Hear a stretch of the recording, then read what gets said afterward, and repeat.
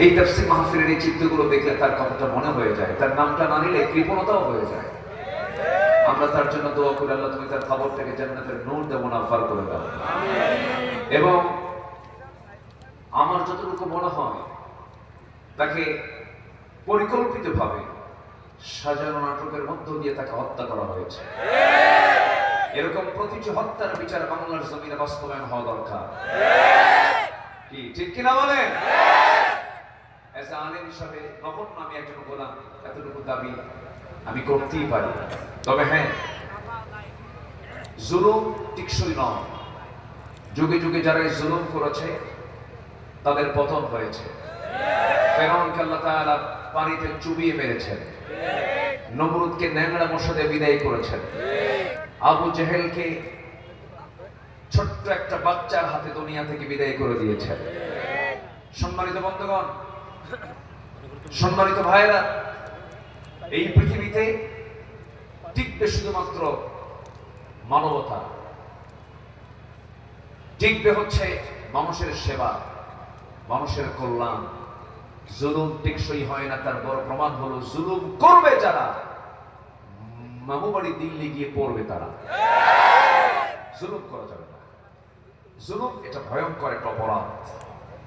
আল্লাহ তাআলা জালিমকে কখনো বরদাস্ত করতে পারেন না, এবং আল্লাহ তাআলা জুলুম থেকে বাঁচার জন্য বহু জায়গায় বান্দাকে তাকিদ করেছেন। আল্লাহ রাব্বুল আলামিন এক জায়গায় বলছেন, والذين آمنوا ولم يلبسوا إيمانهم بظلم أولئك لهم الأمن وهم مهتدون। জোরে বলুন আল্লাহু আকবার। ঈমান যারা আনবে এবং জীবনকে যারা জুলুম দিয়ে আবৃত করবে না, জীবনকে যারা জুলুম দিয়ে সাজাবে না, আল্লাহ বলছেন এই সমস্ত বান্দার জন্য আমি আল্লাহ হেদায়েত রেখে দিয়েছি, পথ খোলা রেখে দিয়েছি। আর জুলুম করবে যে তার পতন হয়ে যাবে, এই নিশ্চয়তা, এই নিশ্চিত তথ্য দিয়েছেন যিনি, তিনি আমার। চিল্লায় বলুন কে? জুলুম টিকবে না। হাবিল বেঁচে গেছেন, কাবিল তো জুলুম করেছিল। কাবিল হাবিলকে হত্যা করেছিল, প্রথম মার্ডার, এই ফার্স্ট এই পৃথিবীতে মার্ডার করেছিল। কাবিল হাবিলকে মেরেছিল। সেই জুলুমের এই যে শুরুটা হলো, আজ পর্যন্ত যত হত্যা, প্রত্যেকটা হত্যার গুনার একটা অংশ কাবিলের আমল নামায় আছে না নাই? এই জন্য আমরা কোনো জুলুমের দিকে যাব না। আমরা রাজি আছি তো ইনশাআল্লাহ? আমরা কোরআনকে লালন করব, এক জায়গায় না সব জায়গায়। কোরআন নাজিল করেছেন কে? মরা মানুষের জন্য না জিন্দা মানুষের জন্য? বলেন বলেন বলেন। কোরআন নাজিল হয়েছে মুর্দার জন্য না জিন্দার জন্য? লিয়ুনযিরা মান কানা হাইয়া। আল্লাহ তাআলা জিন্দা লোকের জন্য কোরআনটা নাজিল করেছেন। কিন্তু দুঃখজনক হলো সত্য, কোরআনের তেলাওয়াত মাঝে মাঝে শোনা যায় মানুষ মরলে পরে, মরা লাশ পড়ে আছে, ছেলে অথবা মেয়ে অথবা আত্মীয় স্বজন লাশটা সামনে রেখে কোরআন পড়ছে। লাশ কি কোরআন শোনে? মৃত ব্যক্তি কি কোনো আওয়াজ শোনে? বরঞ্চ কোরআন নাজিল হয়েছে হলো জিন্দা লোকের জন্য। আমরা জিন্দা অবস্থায় কোরআন শুনবো, শোনাবো, পড়বো, পড়াবো। জোরে বলি ইনশাআল্লাহ। কোরআন বেশি বেশি শুনবো, গান শুনবো কম? গান শুনবেন? এটা আবার কেমন কথা? অশ্লীল কোনো গানের কাছে যাওয়া যাবে না। গান মানুষকে চরিত্রহীন বানায়, অশ্লীল গান মানুষকে নিফাকতার দিকে নিয়ে চলে যায়। সম্মানিত বন্ধুগণ, দুটা জিনিস একসঙ্গে চলে না। অন্ধকার এবং আলো একসাথে থাকেও না। আলো যখন চলে আসে, অন্ধকার কি হয়ে যায়? দূর হয়ে যায়। সম্মানিত ভাইয়েরা, সে আলো থেকে, সে কোরআন থেকে আমি কিছু কথা বলতে চাচ্ছি। আমি যেখান থেকে তেলাওয়াত দিয়ে শুরু করেছি, আল্লাহ রাব্বুল আলামিন বান্দার জন্য সবচেয়ে বড় প্রাপ্তি হলো বান্দাকে জান্নাত দিবেন। জোরে বলি সুবহানাল্লাহ। এই বিশ্বাস সবার আছে তো নাকি? আমাদের মৃত্যুর পরবর্তী ঠিকানা আমরা কি পেতে চাই বলেন? বলেন কি পেতে চাই? জান্নাত। জান্নাতটা কি ছোট হবে না বড় হবে? কেমন বড় হবে বলেন? সর্বনিম্ন, মানে সবচেয়ে ছোট জান্নাত, সর্বনিম্ন জান্নাত যাকে দেওয়া হবে সেটি হবে হলো 10টা পৃথিবীর মতো একটা জান্নাত। মনে হয় ছোট হয়ে গেছে। জোরে বলেন সুবহানাল্লাহ। কয়টা পৃথিবীর মতো? 10টা পৃথিবীর মতো একটা জান্নাত আল্লাহ তাআলা বান্দাকে দিবেন। কিন্তু বান্দা তো বিড়ি খাওয়াই ছাড়ে না।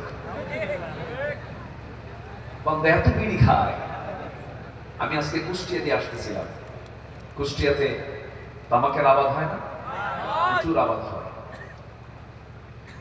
এই তামাকের গাছ যারা দেখছেন, তামাকের গাছ কিন্তু খুব তরুতাজা, পাতাগুলো এত সুন্দর সজীব, একদম সজীব সবুজ পাতা, এত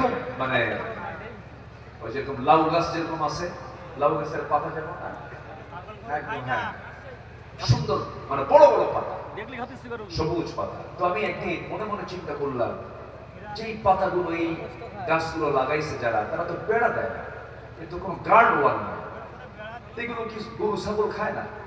তো আমি একজনকে জিজ্ঞাসা করলাম, ভাই এই যে তামাকের গাছগুলো আপনারা বেড়া দেন না, এ তো গরু ছাগল খেয়ে ফেরার কথা, কুত্তাও খায় না। এই তামাকের পাতার ক্ষতিকর দিক ছাগল বোঝে, গরু বোঝে, জীবজন্তু বোঝে, বোঝে না কে? আল্লাহ এই জন্য এক জায়গায় কিছু গালি দিয়েছেন, থ্রেট দিয়েছেন। গালি শব্দটা বলবো না, এই ক্যামেরাম্যান আমার কথাটা আবার এই যে গালি শব্দটা আল্লাহ না, আল্লাহ তাআলা এক জায়গায় থ্রেট দিচ্ছেন, শক্ত করে বলছেন। কি বলছেন? আল্লাহ রাব্বুল আলামিন বলেন, وَلَقَدْ ذَرَأْنَا لِجَهَنَّمَ كَثِيرًا مِنَ الْجِنِّ وَالْإِنسِ لَهُمْ قُلُوبٌ لَا يَفْقَهُونَ بِهَا وَلَهُمْ أَعْيُنٌ لَا يُبْصِرُونَ بِهَا وَلَهُمْ آذَانٌ لَا يَسْمَعُونَ بِهَا أولئك كالأنعام بل هم أضل أولئك هم الغافلون জোরে বলুন আল্লাহু আকবার। অধিকাংশ বান্দাকে আমি সৃষ্টি করেছি জাহান্নামের জন্য। হয়তো প্রশ্ন করবেন, আল্লাহ তো জানেনি আল্লাহ অধিকাংশকে জাহান্নামের জন্য সৃষ্টি করেছেন, দোষটাতে আমার দোষটা কি? আল্লাহ তো নিজেই জানেন আমি জাহান্নামে চলে যাব। কিন্তু না, প্রত্যেক শিক্ষক কিন্তু ক্লাসের সব ছাত্রের তথ্য জানেন, কোন ছাত্র ফেল করবে পাস করবে এটা কিন্তু শিক্ষক জানেন। কিন্তু ছাত্র ফেল পাসের জন্য ব্যর্থতা শিক্ষকের না ছাত্রের? বলেন কার? ছাত্রের। আল্লাহ রাব্বুল আলামিন তো জানবেনই, তিনি তো ভবিষ্যতের মালিক, বর্তমানের মালিক, অতীতের মালিক। তিনি বলছেন অধিকাংশই জাহান্নামের সৃষ্টি, জাহান্নামে চলে যাবে যাদের চোখ আছে দেখে না, যাদের কান আছে শোনে না, যাদের অন্তর আছে বোঝে না। এরা হলো চতুষ্পদ জন্তু, অথবা এর চাইতে নিকৃষ্ট। নাউযুবিল্লাহ। কার কথা? আসতে বলবেন না, কার কথা? আল্লাহ। হাইরে বিড়ি খায় মানুষ, মাঝে মাঝে চিন্তা করে রমজান গেল, এই অভ্যাসটা কেউ ছাড়তে পারে না। আল্লাহ তো রমজান দিয়েছেন নেশা থেকে মুক্ত রাখার জন্য, এই রমজানটা দিয়েছেন। নেশা করো, রমজান মাসের একটা মাস ট্রেনিং নাও, নেশা মুক্ত তোমার জীবনটা গড়ো। কিন্তু সারাদিন রোজা ঠিকই থাকে, সকাল থেকে ইফতার পর্যন্ত কোনো সমস্যা নাই, ভালোই ছিল, কোনো ডিস্টার্ব নাই, কোনো গুতাগুতি নাই। কিন্তু ইফতার করি, দোকানদারের সামনে গিয়ে বলে মাথা কাজ করছে না, দাও টান একটা দিয়েই বলি। এরকম আছে না? সুখটান, আমাকে মনে বলতেছেন সুখটান। কি দরকার? আমরা এই নেশার দিকে যাব না। জোরে বলি ইনশাআল্লাহ, জোরে বলি ইনশাআল্লাহ। আজকে এদেশের যুব সমাজকে নিয়ে আমার খুব আশঙ্কা হয়। একটা বিশাল সংখ্যক যুব সমাজ তারা অ্যাডিক্টেড, বিভিন্ন মাদকে তারা আসক্ত, এমনকি শিক্ষাঙ্গন পর্যন্ত এটা স্পর্শ করেছে। আমার ডান পাশে উনি সচেতন মানুষ, উনি এটাকে অবশ্যই ফিল করবেন এবং দায়িত্বশীল একজন মানুষ, তিনি এটাকে মাথায় নিয়ে জায়গা মতো বলবেন বলে আমি আশা করি ইনশাআল্লাহ। এই যুব সমাজকে ধ্বংস করার জন্য প্রতিবেশী, ধরুন মায়ানমার থেকে ইয়াবা এবং আমাদের প্রতিবেশী রাষ্ট্র থেকে বিভিন্ন ধরনের এই মাদকগুলো এত সহজলভ্য করে দেওয়া হয়েছে যে যুবকদের হাতে হাতে এগুলো অ্যাভেলেবেল হয়ে যাচ্ছে। আপনি কি চান আপনার ছেলে মাদকাসক্ত হয়ে ধ্বংস হয়ে যাক? আপনি কি চান? অতএব এই মাদকের ব্যাপারে আমাদের সবার সজাগ দৃষ্টি রাখার দরকার আছে না নাই? আসতে বলবেন না, আছে না নাই? মাদক সহ ধরা পড়ে, থানা ওসি বলেন মাদক সহ মাল সহ ধরেছি স্যার। ওইদিকে কিছু কথিত নেতা আছে, নেতা নামের তারা কলঙ্ক, যখন বলে মাল সহ ধরেছি, মাল সহ ছাইরা দে। এরকম আছে না নাই? আপনি কি জানেন আপনার সন্তানটাও সেই মাদকের একজন সদস্য হতে পারে? নিজের পায়ে কুড়াল মারবেন না। আজকে যুব সমাজ ধ্বংসের দিকে চলে যাচ্ছে। সচেতন হতে হবে, সজাগ থাকতে হবে। যুবক, জীবন একটা, সাজিয়ে নিতে হবে তোমার জীবনটাকে। কোরআনের আয়নায় তোমার চক্ষুটা একটু রাখো। এই আয়নায় চোখ রাখলে তুমি জান্নাত জাহান্নাম দুনিয়াতে বসেই দেখতে পাবে। বিবাহ পূর্ব কোনো নোংরামিতে যেও না, এর মধ্যে কোনো পরিতৃপ্তি নেই, মূল মজা তুমি এখানে পাবা না। বিয়ে পরবর্তী জীবনের আনন্দ পেতে হলে বিয়ে পূর্ব কোনো অবৈধ রিলেশন করা যাবে না। আসতে বলবেন না, যাবে যাবে না। কিন্তু আজকে দুঃখজনক হলো সত্য, কিছু ধর্ষণের কথা আমাদের কানে আসে, ঠিক কিনা? কম আসতে কোন কেন? এই যে ধর্ষণ গুলো করা হচ্ছে, অপ্রীতিকর কিছু কিছু পরিবেশ তৈরি করা হচ্ছে, ক্ষমতার মিস ইউজও হচ্ছে। এই জায়গায় আমাদের সজাগ দৃষ্টি রাখতে হবে, আমাদের চোখ কান করে রাখতে হবে। যেখানে অন্যায় দেখবো, প্রতিরোধের প্রাচীর গড়ে তুলতে হবে। মুসলমান রাজি আছেন? কারা কারা হাত উঁচু করে দেখা।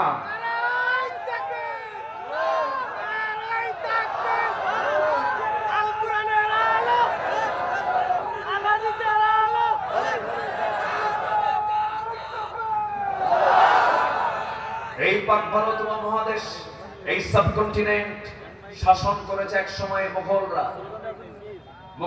মোগল বংশের যিনি মূল স্থপতি জহিরুদ্দিন মোহাম্মদ বাবর, তার ছেলে সম্রাট আকবর, হুমায়ুন, শাহজাহান, আওরঙ্গজেব, এরপরে বাদশাহ জাহাঙ্গীর, এই সমস্ত বাদশারা তারা বাদশাহী করেছে এই উপমহাদেশে। সেই কাবুলে তাদের বাড়ি ছিল। এর মধ্যে একজন বাদশার কথা মনে হলো, বাদশাহ জাহাঙ্গীর। সেই সময় তিনি এই উপমহাদেশের তিনি একজন বিশাল বড় একজন নেতা, তিনি রাজা, তিনি মোগল সম্রাট। তার দরবারে বসে আছেন এক হিন্দু মহিলা, বৃদ্ধা নারী।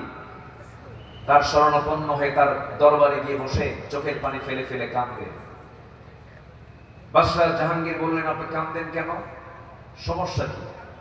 উনি বললেন, জাহাপনা, আপনার রাজত্বের আমি একজন নাগরিক, আমার কি স্বাধীনতা নেই? কেন, কি হয়েছে মা বলো? বলতেছে যে প্রত্যেক রাত্রিতে আমি আমার ছেলেকে বিয়ে করাইছি, নতুন বৌমা আমার ঘরে। মেয়েটা দেখতে সুন্দর, সুন্দরী বৌমা আমার। প্রায় একটা ছেলে আমার বৌমার ঘরে আসে, জোরপূর্বক ধর্ষণ করে চলে যায়, কিচ্ছু বলার সাহস পাই না।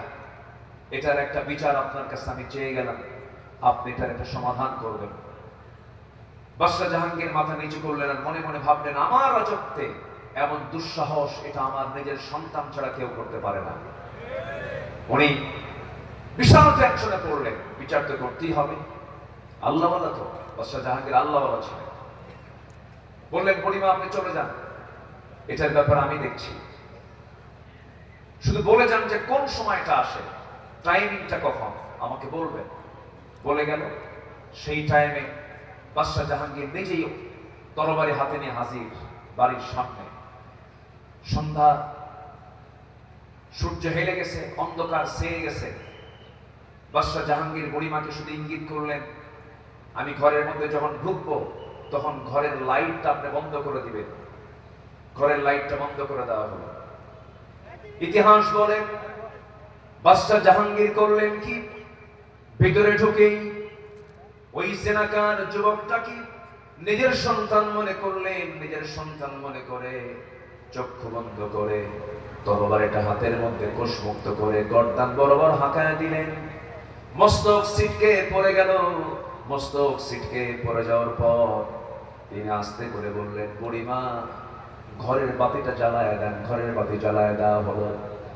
আলো যখন জ্বলে উঠলো, মাথা চেহারার দিকে যখন তিনি নজর দিলেন, সেই অপরাধী তাকে দেখেন নিজের সন্তান নয়, বলে ফেললেন তিনি আলহামদুলিল্লাহ, আল্লাহর শুকরিয়া আদায় করে আমার সন্তান অপরাধে জড়িত নয়। এবার বললেন বুড়িমা, আপনি আমাকে এক গ্লাস পানি দিন। এক গ্লাস পানি তিনি পান করলেন এক ঢোকে, এবং তিনি বললেন বুড়িমা, গতকালকে আপনি যে সময় আমাকে অভিযোগ আকারে আমার দরবারে গিয়েছিলেন, দিয়েছেন অভিযোগ, সেই সময় থেকে নিয়ে এই সময় পর্যন্ত এক ফোঁটা পানি আমার পেটে আমি নেই নাই। এরপরে করলেন কি, মাথার রাজ মুকুটটা ওই মহিলার সামনে, বৃদ্ধার সামনে রেখে দিয়া বললেন, ও বুড়িমা, এই জামা রাজার রাজ মুকুট আপনার পায়ের নিচে রেখে দিলাম। আল্লাহর কসম করে বলি, একজন নারীর ইজ্জতের দাম এই রাজত্বে এই রাজার মুকুটের চাইতেও হাজার হাজার গুণে বেশি। আল্লাহু আকবার বলে। এই সাবকন্টিনেন্ট শাসন করেছেন এমন কিছু শাসকও ছিলেন তারা। আমরা এমন কিছু পরিবেশ আমরা দেখতে চাই, জোরে বলি ইনশাআল্লাহ। আমরা মাদক মুক্ত, নেশা মুক্ত, এরপর জেনা মুক্ত এমন একটা সুন্দর সমাজ, একটা নিরিবিলি নিশ্চয়তা পাওয়া যায় এমন একটা সমাজ আমরা দেখতে চাই না ইনশাআল্লাহ। আল্লাহ কবুল করুন, জোরে বলি আমিন, আরো জোরে বলি আমিন। তাহলেই তো আমরা জান্নাত পেতে পারি। কারণ হক নষ্ট করে কি জান্নাত পাওয়া যাবে ভাই? জান্নাত পেতে হলে একটা আমল লাগবে, একটা গুণ লাগবে। আমি যেখান থেকে আমি আলোচনা করতে চাচ্ছি সে আয়াতের দিকে আমি যাচ্ছি আস্তে আস্তে, যেখান থেকে আমি তেলাওয়াত দিয়ে শুরু করেছি। আল্লাহ রাব্বুল আলামিন সুন্দর করে বলেন, জান্নাতু আদনিল্লাতী ওয়া'আদার রাহমানু ইবাদাহু বিল গায়বি ইন্নাহু কানা ওয়া'দুহু মা'তিয়া লা ইয়াসমাউনা ফীহা লাগওয়ান ইল্লা সালামা ওয়া লাহুম রিজকুহুম ফীহা বুকরাতান ওয়া আশিয়া তিলকাল জান্নাতুল্লাতী নুরিসু মিন ইবাদিনা মান কানা তাকিয়া। জোরে বলুন আল্লাহু আকবার। আল্লাহ রাব্বুল আলামিন বলেন, আমি তো বান্দাগুলোকে এমন জান্নাত দেব যেই জান্নাতের মধ্যে কোনো অনর্থক কথা বান্দার কানে যাবে না, আজে বাজে কোনো কথা শুনবে না, অনর্থক কোনো আওয়াজ তার কানে যাবে না, আজে বাজে কোনো শব্দ তার কানে যাবে না। এমন জান্নাত তাকে দেওয়া হবে, সকাল বিকাল তার জন্য রিজিক বরাদ্দ থাকবে, মন যা চাবে তাই সে জান্নাতের মধ্যে পেয়ে যাবে। জোরে কোন সুবহানাল্লাহ। ওয়া লাকুম ফীহা মা তাশতাহি আনফুসুকুম, তোমার মন যা চাবে তুমি তাই পাবে। দুনিয়াতে মানুষ বুড়ো হয়ে যায়, জান্নাতে কি বুড়ো হওয়ার কোনো সুযোগ আছে? আজ থেকে বুড়ো হওয়ার কোনো সুযোগ আছে? জান্নাতে বুড়ো হওয়ার কোনো সুযোগ নাই। জান্নাতে চির যৌবন নিয়ে জান্নাতের অবস্থান করবে চিরকাল। সেখানে আল্লাহ পাক জান্নাতের হুরদের সাথে জান্নাতীদের বিয়ে পড়ায় দিবেন। কি পড়ায় দিবেন বলেন? তাহলে বিয়ে বহির্ভূত কোনো সম্পর্ক কখনো বৈধ হতে পারে না। কিন্তু আজকের সমাজে আমি যদি একটা প্রশ্ন করি, বলুন তো, বিয়ে সহজ না জেনা সহজ? বলেন বলেন। জেনাকেই উৎসাহ দেওয়া হয়, জেনাই যেন একটা সহজ রূপ নিয়েছে, এমনটা আমরা দৃশ্য আমরা দেখতে চাই না। আমরা জেনাকে কঠিন দেখতে চাই, বিয়েকে সহজ দেখতে চাই। কি ঠিক কিনা? ঠিক কিনা? যুবকরা আকাম কুকামে কখনো যাবে না। জান্নাতে যেতে হলে জেনা মুক্ত যৌবন তোমাকে ধরে রাখতে হবে। এর জন্য আল্লাহ পাক এই সূরার ভিতরে, এই কোরআনের ভিতরে একটা টোটাল সূরাই নাযিল করেছেন যুবকদের জন্য, সূরা ইউসুফ। সূরা কি? ইউসুফ। চরিত্র করতে চাও, সূরা ইউসুফ পড়ো। কোন সূরা পড়ো? সূরা ইউসুফটা তুমি সুন্দর করে পড়ো। সাইয়েদনা ইউসুফ আলাইহিস সালামকে শ্রেষ্ঠ রূপ আল্লাহ পাক তাকে দান করেছিল। এটা ছিল তার জন্য বিশাল বড় একটা পরীক্ষা। সেই বিশাল পরীক্ষায় সাইয়েদনা ইউসুফ আলাইহিস সালাম ফেল করেছেন না পাস করেছেন? আসতে বলেন, ফেল করেছেন না পাস করেছেন? পাস করেছেন। সবার ইতিহাস কম বেশি জানা আছে।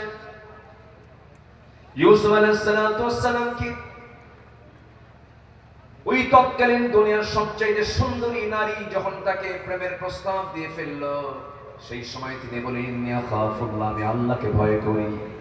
এমনকি শেষ পর্যন্ত সেই ঘর থেকে নিজেকে রক্ষা করার জন্য যখন দৌড় মারা শুরু করে দিলেন, দরজাগুলো পটপট করে খুলে গেল। পিছন দিক থেকে তার কামিজ শুভবিন্দু বরিন জুব্বাটা টেনে ধরা হলো।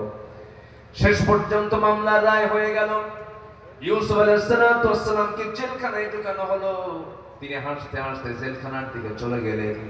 নির্দোষ একটা মানুষ কারাবন্দী করা হলো, কিন্তু মানুষকে হাসি দিতে দিতে ভিতরে যখন চলে যেতে লাগলেন, তাকে প্রশ্ন করা হলো, ইউসুফ, মানুষকে জেলখানায় যাওয়ার সময় হাসে নাকি? তিনি বললেন, জেলখানা আমার কাছে এই মুহূর্তে প্রিয়, কারণ জেলখানে অন্তত সুলাইখার ডিস্টার্ব থাকবে না। যেরকম সুবহানাল্লাহ। কিন্তু আল্লাহর কি কুদরত! ইউসুফ আলাইহিস সালাম একদিকে জেলখানায় ঢুকলেন, আল্লাহ তাআলা তার সম্মান মর্যাদা বাড়ায় দিয়া খাদ্য মন্ত্রীর দায়িত্ব নিয়ে সে জেলখানা থেকে বের হয়ে গেলেন। আমার বন্ধুগণ, বিশেষ করে যুবকদেরকে বলে, আজকের মাহফিলে যুবক রাষ্ট্র, যৌবনটাকে কাজে লাগাও। আল্লাহ রাব্বুল আলামিন 7 শ্রেণীকে আরশ দিবেন, ছায়ায় জায়গা দিবেন। এর মধ্যে এক শ্রেণী হলো এক প্রকার যুবক, সম্পূর্ণ শাফি ইবাদাতিল্লাহ, যে যুবক তার যৌবন কালটাকে ইবাদতে কাটায় দেয়, আকাম কুকামে তার জীবনটা নষ্ট করে না, নেশায় যায় না, অবৈধ সম্পর্কে যায় না, ডিভাইস আসক্ত হয় না, কোনো মাস্টার বেশনে যায় না। এরপরে মোবাইল মাধ্যম দিয়া, ডিভাইস মাধ্যম দিয়া কত গুনার কাজ আজকে চলতেছে। জুয়া খেলে, ক্যাসিনো খেলে, মোবাইল দিয়ে এমন যুবক বুঝি সাতক্ষীরাতে নাই। আসতে বলবেন না, আছে না নাই? অনেক পরিবারে আগুন ধরে গেছে। আমার পাশে চেয়ারম্যান মহোদয় বসে আছেন, উনি আমার আলোচনায় মনে হয় এটা সন্তুষ্ট হচ্ছেন, কারণ প্রায় ওনারই দরবার করতে হয়, ঠিক কি না? এই যে সিচুয়েশন গুলো যুবকরা নষ্ট করো না, জীবন ত্যাগটা সুন্দর করে সাজিয়ে নাও। নামাজ পড়তে হবে কন্টিনিউ। কয় ওয়াক্ত নামাজ? আসতে বলবেন না, কয় ওয়াক্ত নামাজ? 5 ওয়াক্ত নামাজটাকে কন্টিনিউ করবেন। নাশায়া ফি ইবাদাতিল্লাহ, আল্লাহ তাআলা বলেন, আমি তাকে আরশ আসিমের ছায়ায় জায়গা দেব সেদিন, যে যুবক তার যৌবনকালকে আমার ইবাদতে কাটায় দেয়। আল্লাহু আকবার বলেন। সম্মানিত ভাইয়েরা, সম্মানিত বন্ধুগণ, কিন্তু দুঃখজনক হলো সত্য, গোটা পৃথিবীর দ্বিতীয় বৃহত্তম মুসলিম জনপদ বাংলাদেশ, 18 থেকে 20 কোটি মুসলমানের বসবাস, 4.5 লক্ষ মসজিদের দেশ বাংলাদেশ, কিন্তু দুঃখজনক, ফজরের সময় মুসল্লি খুঁজে পাওয়া যায় না। এত মসজিদ এখন আমার দেশে, ফজরের সময় জোহর, আসর, মাগরিব, এশা যতটুকু হয়, ফজরে তার চাইতে কম হয়। অথচ মানুষ ফজরের সময় বাড়িতে বেশি ওয়েট করে থাকে। মানে তো বাড়িতে মানুষ বেশি থাকে বলে ফজরের সময় আসে না। আজান হয়, আসসালাতু খায়রুম মিনান নাওম স্লোগান শোনে, কিন্তু মসজিদে হাজির হয় না। মসজিদে হাজির হয় মোট 5 জন, এর মধ্যে ইমাম 1 জন, মুয়াজ্জিন 1 জন, 2 জন তো বাদ গেলই, আর থাকলো 3 জন। এই 3 জনের সদস্য হচ্ছে 3 বুড়া মানুষ। যখন বলা হয়, আপনারা বুড়া মানুষ, আপনারা মসজিদে আসছেন কেন? না আসলেও তো হতো, বাবা বুড়ি বেঁচে নাই, বুড়ি থাকলে আমরাও আসতাম। এই হলো মসজিদের দশা। আমি পাঁচপাড়ার এই গ্রামের যুবকদেরকে আমি একটা দায়িত্ব দিয়ে যাব। যুবকরা, তোমরা যদি এই সিদ্ধান্ত নিতে পারো যে পাঁচপাড়ার গ্রামের যত যুবক আছে, যত প্রাপ্তবয়স্ক মুসল্লি আছে, মুসলমান আছে, প্রত্যেকে মসজিদে হাজির করার জন্য তোমরা দাওয়াতি কাজ করবে। আমি বলে যাচ্ছি, আজকের এই মাহফিল আমি হলফ করে বলে যাচ্ছি, যেদিন আপনি দেখতে পাবেন পাঁচপাড়ার মসজিদ জোহর, আসর, মাগরিব, এশার চাইতে ফজরের মুসল্লি বেশি হয়েছে, মসজিদ ভরে গেছে, আল্লাহর কসম, সেই দিন থেকে এই গ্রামে কোনো মাদক, নেশা, জেনা, ব্যভিচার সব বন্ধ হয়ে গেছে। ঠিক কিনা? কিন্তু নামাজই তো নাই, নামাজই তো পড়ে না। অথচ নামাজের গুরুত্ব কত! একজন সাহাবীর কথা মনে হলো এই মুহূর্তে, সাইয়্যিদুনা ওমর ফারুক রাদিয়াল্লাহু তাআলা আনহু। নাম শুনছেন না সবাই? কয় নাম্বার খলিফা? বলেন, কয় নাম্বার খলিফা? 2 নাম্বার খলিফা সাইয়্যিদুনা ওমর ফারুক রাদিয়াল্লাহু তাআলা আনহু। নামাজের গুরুত্বটাকে একটু বোঝানোর জন্য আমি এইদিকে গেলাম। ওমর ফারুক রাদিয়াল্লাহু তাআলা আনহু সারা জীবন তিনি দোয়া করেছেন, আল্লাহুম্মা রযুকনি শাহাদাতান ফি সাবিলিক ওয়াজআল মাউতি ফি বালাদি রাসূলিক। আয় আল্লাহ তাআলা, তুমি আমাকে নবীর শহরে মৃত্যু দাও, আমাকে শহীদি মৃত্যু দান করো। এই দোয়াটা তিনি প্রায় করতেন। এই তো ১,৫০০ বছর আগের কথা বলছি। অর্ধ দুনিয়ার শাসনকর্তা তিনি ছিলেন, ৪০টা রাষ্ট্রের তিনি রাষ্ট্রপ্রধান ছিলেন। রোম পারস্য তার নাম শুনে থরথর করে কাঁপত। ওমরে ফারুকের নাম কে না জানে? কেজরিওয়াল পর্যন্ত, ভারতের শ্রী মহাত্মা গান্ধী পর্যন্ত বলেছেন বর্তমান দুনিয়ার সমস্ত অশান্তি দূর করার জন্য মুসলমানদের শাসক ওমরের মতো একটা শাসক দারুণ দরকার। সেই ওমরে ফারুক রাদিয়াল্লাহু আনহু নামাজের কি গুরুত্ব ছিল দেখেন। তিনি দুনিয়া থেকে বিদায় নেবেন, এই দোয়া প্রায় করতেন। কোন এক ফজরের নামাজ পড়ার জন্য তিনি বাড়ি থেকে বের হলেন, মসজিদের দিকে রওনা দিয়েছেন। শাসকরা নামাজ পড়বেন আবার পড়াবেন। যে শাসকের মধ্যে নামাজ পড়ানোর যোগ্যতা থাকবে সে হচ্ছে একজন অবশ্যই যোগ্যতা সম্পন্ন শাসক। কারণ মুসলমানদের শাসক হওয়ার জন্য সবচেয়ে বড় যোগ্যতা হলো তিনি নামাজের ইমামতের যোগ্যতাও রাখবেন। আস্তে কন কেন? আমার নবীজি শাসক ছিলেন, আবার তিনি রাষ্ট্রনায়ক ছিলেন। ওমরে ফারুক সেই ধারাবাহিকতায় ফজর নামাজ পড়ানোর জন্য মসজিদের দিকে রওনা দিলেন। সর্বশেষ নামাজ সেদিন তার নামাজ পড়ার জন্য চলে গেছেন, মুসাল্লায় দাঁড়ায় গেছেন। প্রথম রাকাত সুন্দর করে নামাজ পড়েছেন। দ্বিতীয় রাকাতে রুকুতে যখন চলে গেলেন, রুকুতে যাওয়ার সঙ্গে সঙ্গে এতটাই এক জালিম এসে তার ডান দিকে পেটের ভিতরে বিষাক্ত চাকু ঢোকায় দিল। নামাজ আর পড়তে পারলেন না, সেভ করার জন্য তিনি নামাজ ছেড়ে দিলেন। নামাজ ছেড়ে দেওয়ার সঙ্গে সঙ্গে আবার উপর যে ভুলে আবার হামলা হলো। তল পেটে বিষাক্ত চাকু 2 বার ঢুকায় দেওয়া হলো।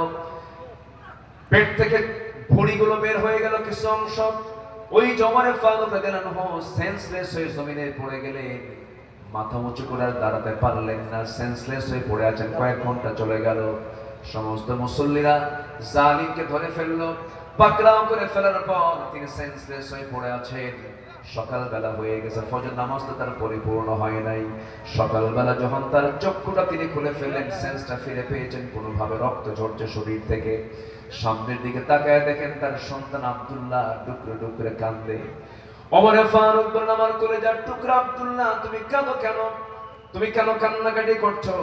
তোমার বাবা ওমরের সারা জীবনের দোয়া ছিল আমি যেন শহীদে মন যেন পাই, শহীদে মন যেন আল্লাহ পাক আমাকে দিয়ে দেন। আমি বড় ভাগ্যবান। আমাকে যে আঘাত করেছে সে অন্য ধর্মের মানুষ, সে একজন অগ্নি পূজক, আবু লুলু মাজুসি, সে আমাকে আঘাত করেছে। আমি নিশ্চিত আমি শহীদ হয়ে যাব, নবীর শহরে আমার মৃত্যু হয়ে যাবে। আব্দুল্লাহ কেঁদো না, আমার জন্য পানি আনো তো। দৌড় মেরে 1 গ্লাস পানি তার সামনে নিয়ে হাজির করলেন। ওমরে ফারুক বলছেন, কলিজার টুকরা আব্দুল্লাহ রে, তুমি যে আমার জন্য পানিটা আনছো, এই পানি কিসের পানি আনলা? কাব্বা তৃষ্ণার জন্য মনে হয় পানি চাচ্ছেন, পানি পান করার জন্য পানি আনছি। ওমরে ফারুক বলছেন, আল্লাহর কসম করে বলি আব্দুল্লাহ রে, আমার কলিজার টুকরা সন্তান, আমার কলিজায় চুল পরিমাণ কোনো তৃষ্ণা নাই, আমার পানির কোনো প্রয়োজন নাই। আমার সবচেয়ে বড় তৃষ্ণা হলো ফজর নামাজ শুরু করেছিলাম, প্রথম রাকাত পড়তে পেরেছি, দ্বিতীয় রাকাতে রক্তাক্ত হয়ে আমি অজ্ঞান হয়ে পড়েছিলাম। ফজর নামাজটা আমার কমপ্লিট হয় নাই, ওযুর পানি দাও, ওযু বানায়া ফজরটা আমার আদায় করা দরকার। আল্লাহু আকবার, আল্লাহু আকবার। নামাজের মধ্যে তাদের কি মজা ছিল, নামাজের কি গুরুত্ব তাদের মাঝে ছিল।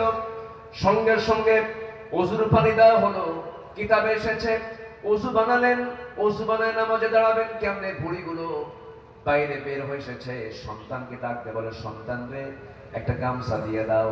গামছা দিয়ে তিনি পেট বাঁধলেন, ভুঁড়ি সহ পেট বাঁধলেন। নামাজে দাঁড়াবেন, দাঁড়িয়ে দাঁড়িয়ে নামাজ পড়বেন, কিন্তু শরীর থেকে রক্তগুলো গড়ে গড়ে দুর্বল হয়ে গেছেন, তিনি পারলেন না দাঁড়িয়ে।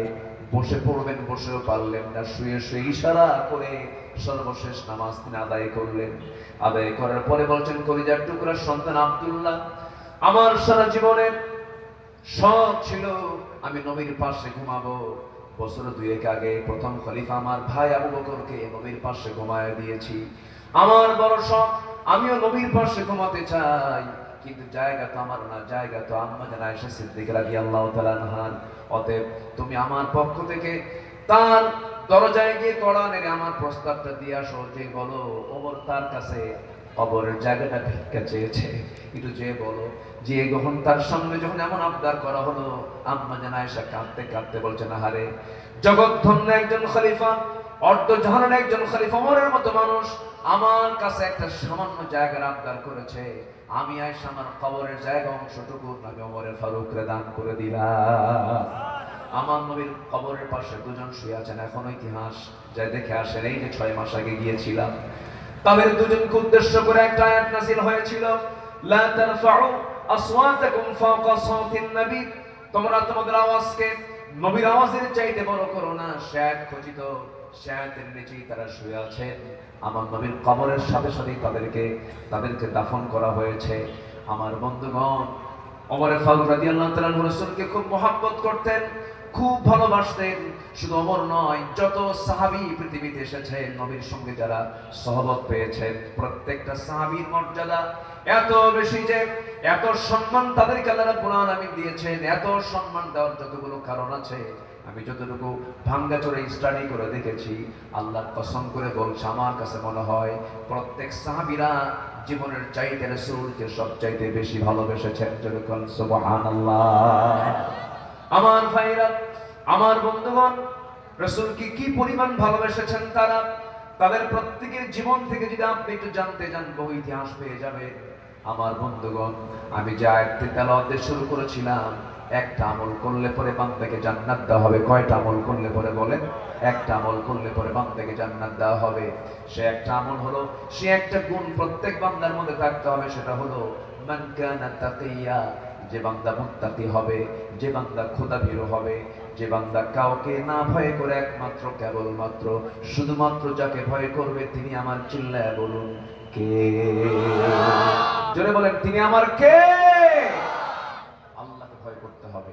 আল্লাহকে যদি ভয় করতে পারি, তাহলে আমি সেই লোভনীয়, সেই কামনীয়, সেই প্রত্যাশিত, একটা অকল্পনীয় জান্নাত আমরা পাবো। জোরে বলি ইনশাআল্লাহ। কিন্তু আমি যে আল্লাহকে ভয় করি, এটা সিম্পটমটা কি?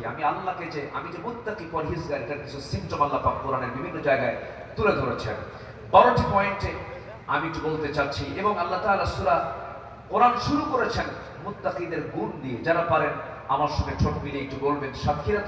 সাতক্ষীরার মানুষ তো কোরআন হাদিসের সম্পর্কে তাদের নলেজ অন্য জেলার চাইতে একটু কম না বেশি? আস্তে আস্তে করেন, একটু কম না বেশি বলেন? মাশাআল্লাহ, অনেক বেশি, অনেক জেলার চাইতে ভালো না। নোয়াখালী তো আছে, নোয়াখালী তো ফার্স্ট। নোয়াখালীতে তো আলেমের ডিপো, এটা ঠিক আছে। নোয়াখালীতে ভালো লোকও আছে, আবার দুই একটা আবু জেহেলও আছে। একটা আবু জেহেলও আছে, কারণ মুহাম্মদ সাল্লাল্লাহু আলাইহি ওয়াসাল্লাম যেখানে, আবু জেহেলও সেখানে।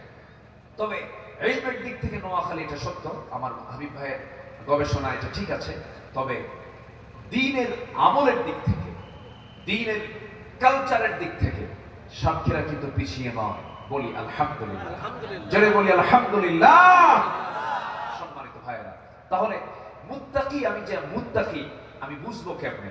যেরকম সিম্পটমটা, ধরেন আপনি একটা ঘরের মধ্যে ঢুকেছেন, কিন্তু ঘরের মধ্যে ঢুকে দেখলেন এখানে গোবর, এখানে গোবর, এখানে গোবর, এখানে গোবর। আপনি ভাববেন কি এটা কি মানুষের ঘর না গরুর ঘর? বলেন বলেন, কিসের ঘর? আপনি কোথাও ধোঁয়া উঠতে দেখতেছেন, ধোঁয়া যদি দেখেন তখন আপনি ভাববেন কি এর নিচে কি আছে? বলেন বলেন, কি আছে? আগুন আছে। তো আমি যে মুমিন, আমি যে মুত্তাকি, আমি যে খোদাভীরু, আমি যে আল্লাহওয়ালা, এর কিছু সিম্পটম আমার আপনার মধ্যে থাকতে হবে। সেই সিম্পটম গুলো কি কি থাকা দরকার? আল্লাহ তাআলা কোরআনে কারীমের বিভিন্ন পাতায় পাতায় বিভিন্ন ভাবে বলেছেন। এর মধ্যে 1 নম্বর হলো অদৃশ্যে আমরা আল্লাহকে ভয় করব। আমরা আল্লাহকে ভয় করি দেখে না না দেখে? আসতে বলবেন না, দেখে না না দেখে? না দেখে। পৃথিবীতে সব দেখি আমরা বিশ্বাস করি অথবা ভয় করি, যেটাই করি।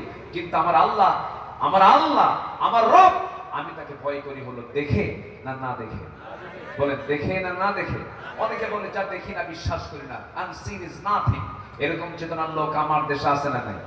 এই বিভাগেও আছে, যাদের কনসেপ্ট হচ্ছে আনসিন ইজ নাথিং, যা দেখা যায় না তা বিশ্বাস করা যায় না।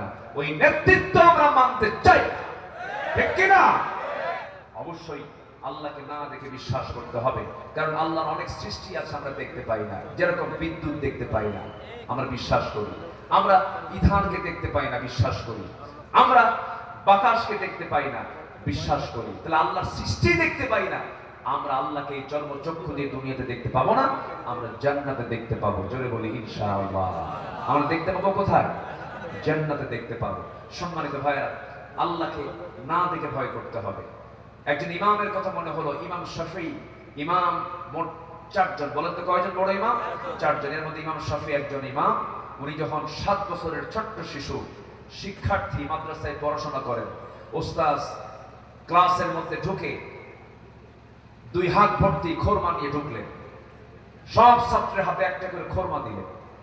খোরমা দিয়ে বললেন, ছাত্ররা শোনো, এই খোরমাগুলো তোমাদের হাতে হাতে দিলাম, আগামীকালকে তোমাদের কাছে এসে খোঁজ নেব খোরমাগুলো কি করেছো। আমি তোমাদেরকে দায়িত্ব দিলাম, খোরমাগুলো এমন জায়গায় লুকায় রাখবে যেন কোথাও থেকে সহজে না বের হয়, এমন ভাবে লুকায় রাখবা তোমরা যেন না বের করা যায়। আচ্ছা ওস্তাদ, আমরা এই কাজটা করব। সবাইকে দায়িত্ব দিয়ে পরের দিন আবার চলে আসলেন ক্লাস নেওয়ার জন্য। ওস্তাদ বললেন, কে কি লুকায় রেখেছে? সবাই হাত তুলেছে, কিন্তু একজন ছোট্ট শিক্ষার্থী হাত তুলে নাই। তার নাম হইল ইমাম শাফিঈ রাহিমাহুল্লাহ। হাত তুললেন না তিনি। এবার বলছেন, শাফিঈ তুমি হাত তুললে না কেন? তুমি কি খোরমাটা লুকায় রাখো নাই? ইমাম শাফিঈ বলছেন, ওস্তাদ আল্লাহর কসম করে বলি, আপনি আমাকে দায়িত্ব দিয়েছেন, আমি আপনাকে অবহেলা করি নাই, কিন্তু আমি এই খোরমাটা রাখার জন্য, লুকায় রাখার জন্য পৃথিবীর এমন কোন জায়গা নাই যে জায়গাটা পাবো, যে জায়গায় আমার আল্লাহ দেখেন না, আমার আল্লাহ জানেন না। আমার আল্লাহর কাছে কোনো গোপন নাই, প্রকাশ্য নাই, সব জায়গায় তিনি দেখেন। অতএব যে আল্লাহর কাছে কোনো কিছু গোপন করে রাখার কোনো সুযোগ নাই, সেই জমিন আমি কোথাও খোরমা রাখার জায়গা পাই নাই। শাফিঈ ওস্তাদ বললেন, বুঝতে পেরেছি, আমার এতগুলো ছাত্রের মধ্যে একটা ছাত্রী পেয়েছে আল্লাহ ওয়ালা, সেটা হচ্ছে আমার শাফিঈ, সে বড় আলেম হবে। আল্লাহু আকবার। তাহলে আমার আল্লাহর কাছে কোনো আড়াল আছে? কোনো আড়াল আছে? আমরা আকাম কুকাম যেটাই যদি করার চিন্তা করি, কিন্তু আমার আল্লাহর কাছে কি আড়াল হওয়ার কোনো সুযোগ আছে? আমার আল্লাহকে ভয় করব হলো এমন ভাবে অদৃশ্য তিনি আমাকে দেখেন, অদৃশ্য থেকে তিনি আমাকে অবজার্ভ করেন, তাহলে আমি খোদা ভীরু হতে পারবো। নাম্বার 2 হচ্ছে হালাল হারামের সূক্ষ্ম সীমারেখা রক্ষা করে চলা।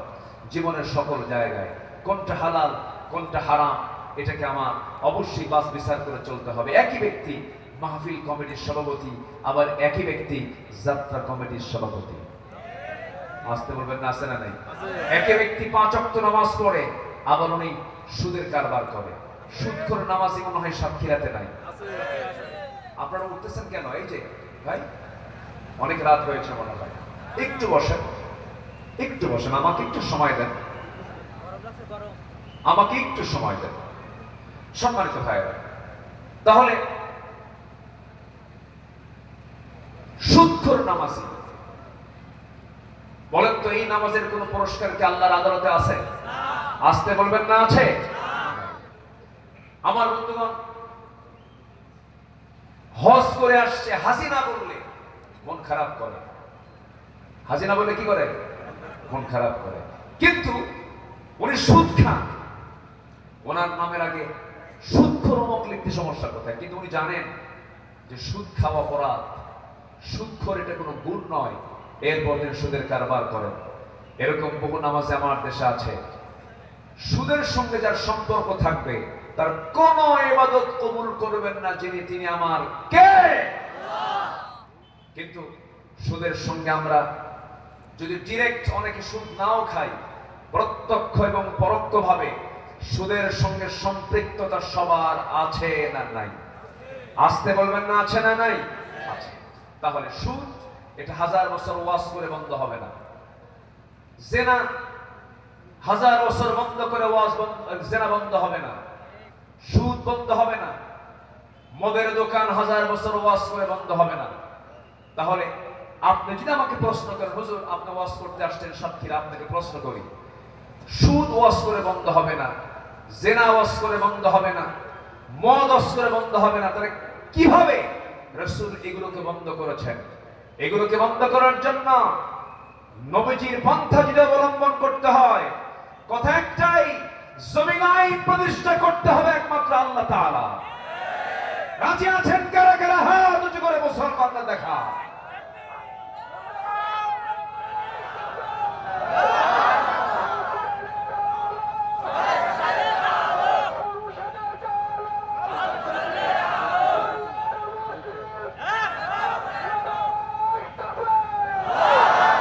আল্লাহ কবুল করেন, জোরে বলে আমিন। আমার নবী ছিলেন 12 লক্ষ বর্গ মাইলের রাষ্ট্রপ্রধান। রাসূলকে শুধু ইমাম রাসূল মানবেন, রাসূলকে শুধু সুন্নতে মানবেন, দাড়িতে মানবেন, টুপিতে মানবেন, জুব্বায় মানবেন, রাষ্ট্রনীতি রাসূলকে মানবেন না, আপনি উম্মত হতে পারেন না, আপনি ভণ্ড, আপনি প্রতারক। রাসূলকে মানতে হবে এক জায়গায় না সব জায়গায়? আসতে বলবেন না, এক জায়গায় না সব জায়গায়? সব জায়গায় মানতে হবে। তাহলে হালাল এবং হারামকে স্পষ্ট জেনে হারামকে বর্জন করা, হালালকে গ্রহণ করা হচ্ছে একজন পরহেজগার বান্দার, মুত্তাকি বান্দার একটা অন্যতম গুণ। আল্লাহ আমল করার তৌফিক দান করুন, জোরে বলে আমিন। নাম্বার 3 হচ্ছে জীবনের সকল জায়গায় আমরা মিথ্যার আশ্রয় নেব না সত্য। বলেন, মিথ্যার আশ্রয় না সততার আশ্রয়? সততা নিয়ে চলবো, এক জায়গায় না সব জায়গায়? বলেন, এক জায়গায় না সব জায়গায়? ওজন হবে সমান সমান না কম বেশি? একটা সূরা আছে সূরাতুল মুতাফফিফিন, এটা ওজনের সূরা। আল্লাহ পাক বলেন, ধ্বংস হোক তার যারা নেওয়ার সময় বেশি নেয়, দেওয়ার সময় কম দেয়। এমন ব্যবসায়ী আমার দেশে নাই বললেই চলে। আসতে কোন কেন? আছে না নাই? আছে না নাই? আল্লাহ তাআলা একটা সূরা নাযিল করেছেন। আমার বন্ধুগণ, ওজনে কম দেওয়া যাবে না। ওজন যার সঠিক হবে আল্লাহ তাআলা তার জন্য জান্নাতটা সঠিক রেখে নেবেন। ওজন কম বেশি করা যাবে না, বনের সম্পত্তি নষ্ট করা যাবে না, হক নষ্ট করা যাবে না, এতিমের মাল মেরে খাওয়া যাবে না, বান্দার হক নষ্ট করা যাবে না। হক নষ্ট করলে পরে জান্নাতটা আপনার বাজেয়াপ্ত হয়ে যাবে। আমার বন্ধুগণ, আল্লাহ রাব্বুল আলামিন এই জন্য সুন্দর করে বলছেন, ওয়াকিমুল ওয়াজনা বিল কিসতি ওয়ালা তুখসিরুল মিজান। তোমরা তোমাদের ওজনটাকে সঠিক করো, ওজনটাকে নষ্ট করো না। বহু টুপিওয়ালা দাড়িওয়ালা আছে, শুধু টুপি দাড়ি রাখলেই যে সে আল্লাহওয়ালা হলো তা কিন্তু নয়। আমি আবার এটাকে আবার হেয় করছি তাও নয়, এটারও প্রয়োজন আছে, কিন্তু অনেক টুপিওয়ালা দাড়িওয়ালা। আমি বহুদিন আগে, বছর 15 আগে কোন এক মাছের বাজারে গেলাম মাছ কিনতে গেছি। আমি আমাকে দেখি এক মাছ বিক্রেতা, দেখি দূর থেকে লম্বা একটা সালাম দেবে, হুজুর আপনি ভালো আছেন? সালাম দিচ্ছে আমাকে। বললাম, ভাই আমি তো একটু মাছ কিনতে আসছি। হুজুর আমি আপনার খুব ভক্ত, আপনার ওয়াজ শুনি। তো বললাম, ঠিক আছে আলহামদুলিল্লাহ, আপনি আমাকে চিনেন, তো কিছু মাছ কিনতে হবে আমার। তো আগের এই 15 বছর আগে তো তখন আর ডিজিটাল এই মিটার ছিল না, তখন তারা ওই যে বাটখারায় মেপে দিত, দাড়ি পাল্লাই মারতো। তো ওই বাটখারা বামে রেখে মাছ আরেক সাইডে তুলে আমাকে মাপ দিতে নিয়ে দেখি মাছের সাইডটা এত ভারী করে দিল, হেলে দিল যে মানে কোনো মাপই হলো না। তো বললাম, ভাই আপনি আমাকে এত বেশি করে দিচ্ছেন কেন? বলতেছে, হুজুর দোয়ার জন্য, আমি আপনাকে খুব ভালোবাসি।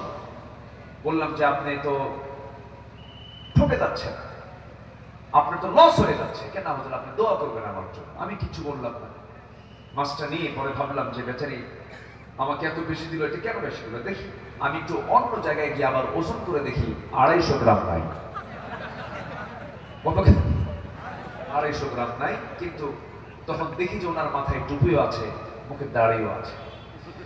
তো আমি 250 গ্রাম নাই যখন দেখলাম, তখন ভাবলাম যদি হেলেই যদি এই হয় আর সমান সমান তাহলে কি হতো? সম্মানিত ভাইয়েরা, তাকওয়া কিন্তু বাহ্যিক নয়। আত্তাকওয়া হাহুনা, আল্লাহর ভয়, তাকওয়া পরহেজগারিতা হাহুনা। রাসূল দেখা দিলেন এই জায়গায় ভিতরে। এটাকে ঠিক করব আমরা, জোরে বলি ইনশাআল্লাহ। মিথ্যার আশ্রয় নেব না, রাজি আছেন না ইনশাআল্লাহ? মিথ্যা কথা বলবো না। আমার বন্ধুগণ, তাহলে কি হবে? আল্লাহ রাব্বুল আলামিন বলেন, ইয়া আইয়ুহাল্লাযীনা আমানু তাকুল্লাহা ওয়া কুলু কাওলান সাদীদা يصلح لكم أعمالكم ويغفر لكم ذنوبكم ومن يطع الله ورسوله فقد فاز فوزا عظيما জোরে বলুন আল্লাহু আকবার।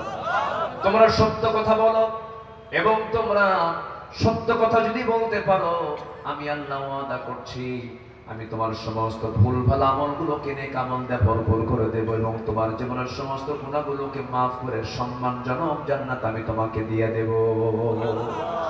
আমার বন্ধুগণ, ব্যবসার ক্ষেত্রে সরল হব আমরা, কাজ কারবারে সরল হব। ইমাম বুখারীর নাম সবাই শুনেছেন। ইমাম বুখারী রাহমাতুল্লাহ আলাইহি একজন বড় হাদিস বিশারদ ছিলেন।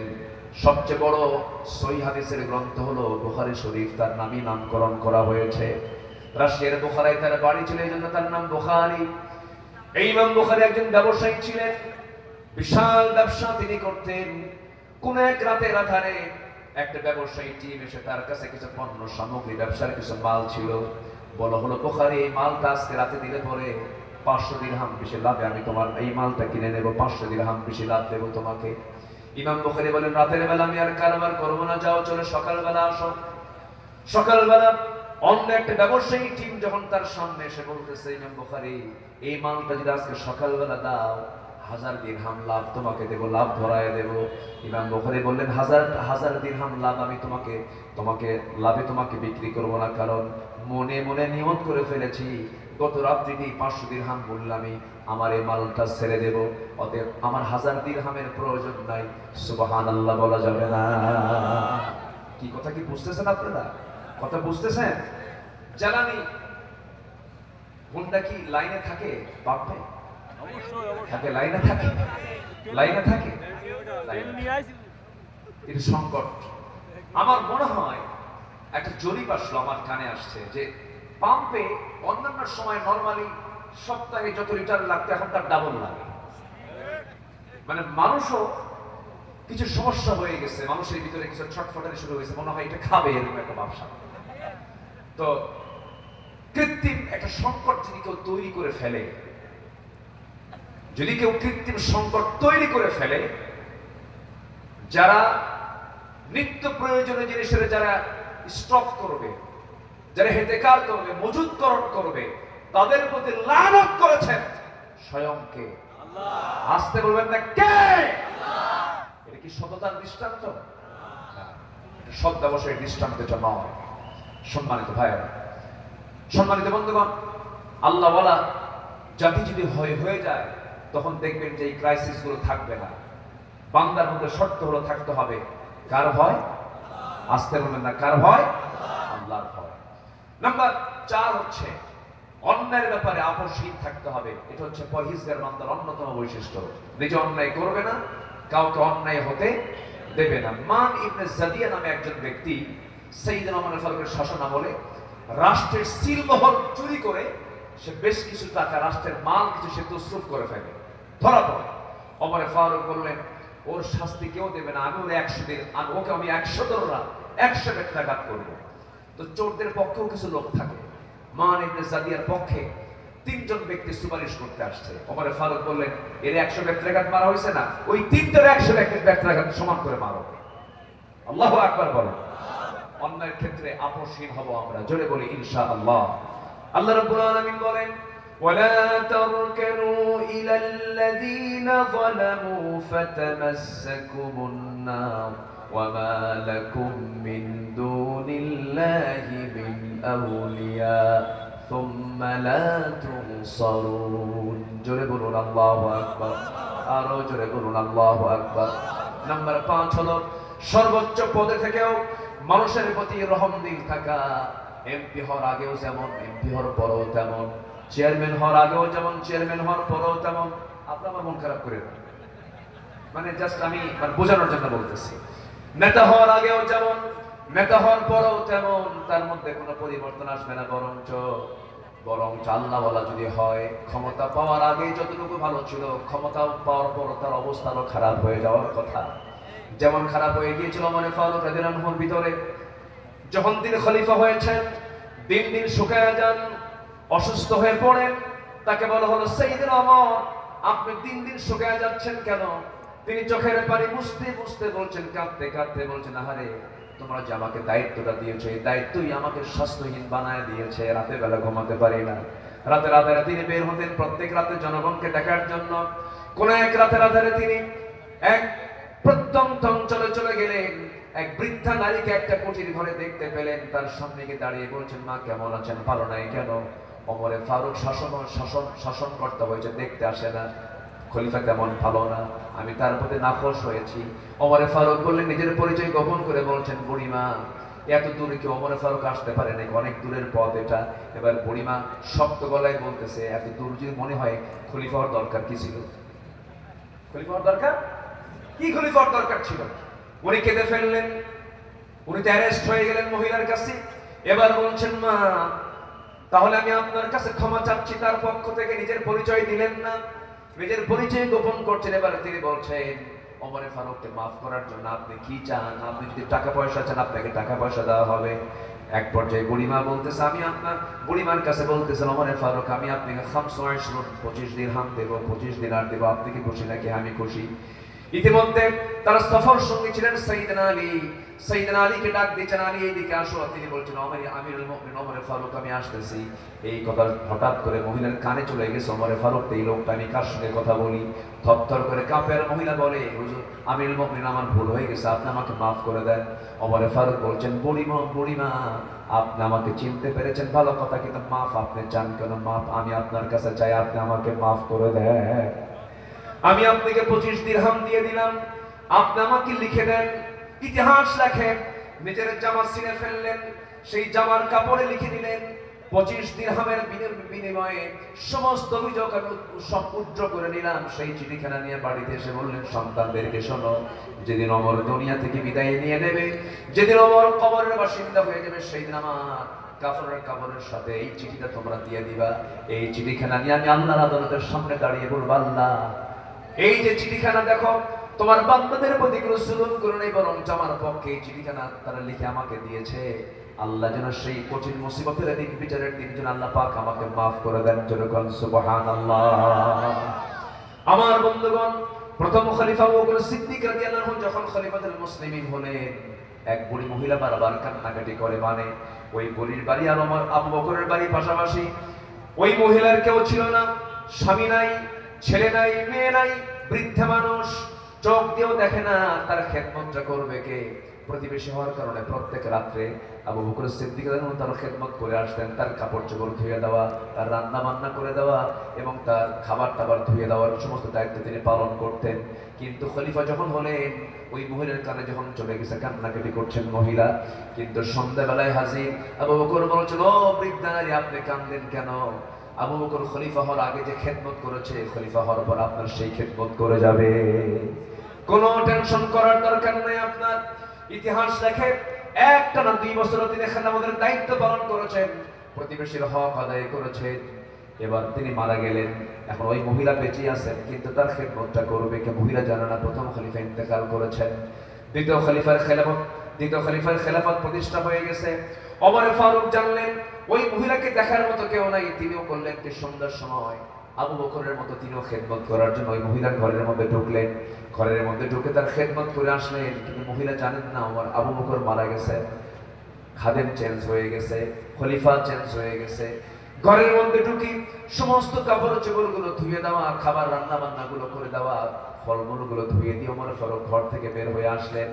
সামনে খাবার নিয়ে যখন বুড়িমা বসেছেন, একটা খেজুর যখন মুখে নিয়েছেন, খেজুরের মুখে নেওয়ার সঙ্গে সঙ্গে দাঁতের নিচে খেজুরের বিচি পড়ে গেছে। তখন তিনি বলে ফেললেন, ইন্না লিল্লাহ, আমার বিশ্বাস আমার আসল খাদেম আবু বকর দুনিয়াতে নেই, সেই দুনিয়া থেকে বিদায় নিয়েছে। কারণ আমার আবু বকর যখন খেজুরটা যখন আমার সামনে ধুয়ে দিত, শুধু খেজুর ধুয়ে দিত না, আমি বুড়া মানুষ, আমার খেতে যেন কষ্ট না হয়, খেজুরের বিচিস পর্যন্ত সে সরাই আগে আমার শুধু খেজুরগুলো আমার সামনে দিয়ে দিত। যেরকম সুবহানাল্লাহ।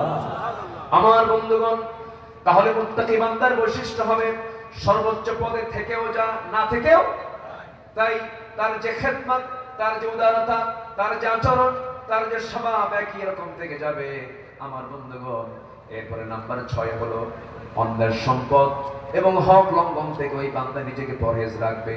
জান্নাতি বান্দার বৈশিষ্ট্য হবে এটা। কারণ আল্লাহ রাব্বুল আলামিন সুন্দর করে বলছেন, ইন্নাল্লাহা ইয়া'মুরুকুম আন তু'আদ্দুল আমানাতি ইলা আহলিহা ওয়া ইযা হাকামতুম বাইনান নাসি আন তাহকুমু বিল আদল ইন্নাল্লাহা নি'ম্মা ইয়া'iদুকুম বিহ। জোরে বলুন আল্লাহু আকবার।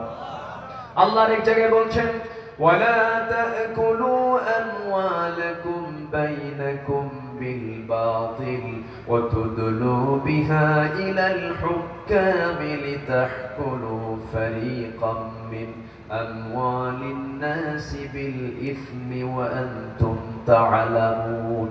জোরে বলুন আল্লাহু আকবার। অন্যের সম্পদকে নিজের সম্পদ বানানো যাবে না। পুকুর দখল করার নেতা আছে না নাই? আছে না নাই? অন্যের জমি দখল করা বদমাইশ আছে না নাই? এগুলো আল্লাহওয়ালা বান্দার বৈশিষ্ট্য হতে পারে না, এগুলো করা যাবে না। আপনি যা করবেন এগুলো হক নষ্ট হয়ে যাবে, জাহান্নামে আল্লাহ পাক উপর করে একদম উল্টা করে জাহান্নামের মধ্যে ফেলে দিবেন। তিনি কে? তিনি কে? তিনি কে? আল্লাহ তাআলা। নাম্বার 7 হচ্ছে জীবনের সকল জায়গায় আল্লাহর পরে সবচেয়ে বেশি মহব্বত করতে হবে একজন মানুষকে, তিনি হচ্ছেন মুহাম্মদ সাল্লাল্লাহু আলাইহি ওয়াসাল্লাম। আমার নবীর জীবদ্দশায় একজন ব্যক্তি নিজেকে নবী দাবি করেছিল, মুসাইলামাতুল কাজ্জাব। তার নাম কি? মুসাইলামাতুল কাজ্জাব। সে নবীকে নবী দাবি করেছিল। তো একজন সাহাবীকে মুসাইলামাতুল কাজ্জাব করলোকে ধরে নিয়ে চলে গেল তার দরবারে। হাবিব বিন যায়েদ নামে সেই সাহাবীকে ধরে বলল, আমি নবী, তুমি আমাকে নবী হিসেবে গ্রহণ করো। হাবিব বিন যায়েদ বললেন, আমি ফাঁসির মঞ্চে যেতে রাজি, আমি আমার রাসূল ছাড়া অন্য কোন রাসূলকে রাসূল মানতে রাজি নই। শেষ পর্যন্ত ইতিহাস লেখে তার ডান হাত, বাম হাত, ডান পা, বাম পা একটা একটা করে কাটা হয়। আর উনি বলেন, তোমরা আমাকে আঘাত করছো আর ভাবতেছো আমার ঈমানকে ছিনতাই করে নিবা। আমার আল্লাহ তাআলা আমার চোখের সামনে 8টা জান্নাতের দরজা দেখায় দিতেছে। দুনিয়া থেকে বিদায় নিয়েছেন, নবীর মহব্বত থেকে, নবীর আনুগত্য থেকে একচুল পরিমাণ নড়েন নাই। আমরা সামান্য কিছু পেলে আমরা ঈমান বিক্রি করে ফেলি। আল্লাহ আমাদের ঈমানকে মজবুত করে দেন। জোরে বলি আল্লাহুম্মা আমিন। সর্বশেষ, আমি লম্বা করতে চাচ্ছি না কারণ রাত অনেক গভীর হয়েছে, তো একটু 10টায় উঠতে পারলে ভালো হতো। আলোচনা একটা যৌবন কাল থাকে, মানুষের একটা যৌবন কাল থাকে না? মানুষের যৌবন কাল হলো 25 থেকে 40 বছর। তো মাহফিলের মূল যৌবন কাল হলো 9টা থেকে 11টা, এটা হচ্ছে যৌবন কাল। এরপরে এটা হচ্ছে বুড়া কাল। এটা কি কাল বলেন? বুড়া কাল। নাম্বার 8 হচ্ছে দ্বীনের পথে জিহাদ। এটা মুত্তাকির জীবনের একটা গুরুত্বপূর্ণ কাজ। তাকওয়ার একটা অপরিহার্য দাবি। ওয়াজাহিদু ফিল্লাহি হাক্কা জিহাদি হুয়া জাতাবাকুম ওয়া মা জাআলা আলাইকুম ফিদ-দীন মিন হারাজ মিল্লাতা আবিকুম ইব্রাহিম ওয়া সাম্মাকুমুল মুসলিমিন। এই 8টা গুণে গুণান্বিত হয়ে আমরা আমাদের ঈমানকে তরুতাজা করে আল্লাহর সামনে প্রস্তুত হওয়ার মানসিকতা আমরা তৈরি করি, আহ্বান জানি। আমি আমার কথা না বাড়ি আমি এখানে শেষ করতে চাই। আজকের মাহফিলের যিনি প্রধান অতিথি, না আজকের মাহফিলের প্রধান অতিথি তিনি এসেছেন, একটু সালাম বিনিময় করবেন, এরপর আমরা দোয়ার দিকে চলে যাব। সবাই বসবেন, একটা লোক নড়বো না, আমরা একটু দোয়াটা করে যাই। এত মানুষ পাবেন কোথায়? আব্বা আম্মার জন্য দোয়ার প্রয়োজন আছে না?